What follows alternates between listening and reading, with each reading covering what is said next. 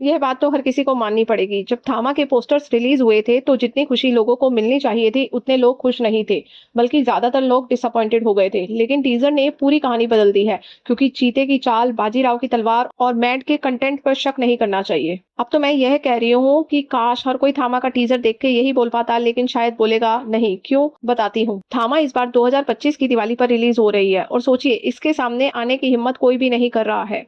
अब समझ आया इतना डर किस बात का था। कहानी हटके है, कॉन्सेप्ट नया है, हाँ हॉलीवुड से इंस्पायर्ड लगता है, बट देसी स्टाइल में प्रोजेक्शन किया गया है।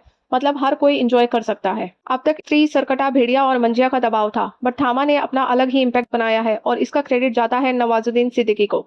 उनका लुक कैसा भी लगे पर यूनिवर्स में अलग है। टीजर में बड़ी चालाकी से उन्हें कॉमिक टच दिया, लेकिन याद रखो हमें सीरियस विलेन चाहिए। सबसे बड़ी डिटेल जो कम लोगों ने नोटिस की होगी, टीजर की शुरुआत में आयुष्मान का कैरेक्टर वेम्पायर नहीं है। उसके पास कोई शक्ति नहीं है, लेकिन धीरे धीरे उसके अंदर का वेम्पायर जागता है। यानी कहानी में प्यार, ट्रेजेडी और ढेर सारा मैजिक सब कुछ मिलेगा। रश्मिका को टीजर में सबसे ज्यादा दिखाया गया है। शायद उन्हीं के पास वह जादुई ताकत है जिसने उनके मरे हुए आशिक को वेम्पायर के शरीर में जिंदा कर दिया। रश्मिका शानदार है, बट ड्रेसिंग थोड़ी मिसमैच लगी। कैरेक्टर से ज्यादा एक्टर हाईलाइट हो रहा है। वैसे मलाइका अरोड़ा भी टीजर में है, मतलब मैड डॉग एक बार फिर अपनी आइटम सॉन्ग्स की ट्रेडिशन को आगे बढ़ाने वाले हैं। टीजर सिर्फ 109 सेकंड का है। 109 सेकंड के इस टीजर में ट्रेलर नहीं है। सब कुछ दिखाना भी नहीं था, थोड़ा छुपाना भी जरूरी था। वीएफएक्स पर हाँ काम करने की जरूरत है। मुंजिया पूरी सीजीआई थी तो वहां इतना फर्क नहीं पड़ा, बट थामा के विजुअल्स और स्ट्रॉन्ग होने चाहिए थे। कुछ लोगों को ये टीजर क्रिंज भी लगा, क्योंकि अंग्रेज करेंगे तो कूल और इंडिया ने ट्राई किया तो नकली, ऐसा सोचने वाले भी होंगे।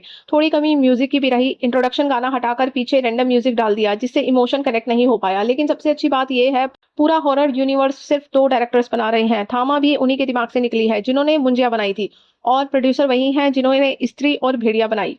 मतलब इन्हें पता है कि पिछली कहानियों को कैसे जोड़ना है। इसलिए टीजर में हॉरर के साथ साथ चालाकी से कॉमेडी भी डाली गई है। क्रेडिट देना पड़ेगा मैड डॉग को, जिस तरह वह अपने कैरेक्टर्स को जोड़कर एक प्रॉपर फ्रेंचाइजी बना रहा है। सिर्फ स्टार्स के भरोसे फिल्म बनाकर पब्लिक को बेवकूफ बनाने का जमाना अब चला गया। थामा का टीजर बेस्ट नहीं है, बट हाँ डिफरेंट है, नया है, इम्पैक्ट मिसिंग है, बट क्रिएटिविटी दिख रही है। ट्रेलर आएगा तो कनेक्शन और क्लियर हो जाएगा और हाइप अपने आप बनेगा। तो पब्लिक थामा के लिए येस और नो, मैड डॉग पास या फेल, कमेंट में बताइए प्लीज।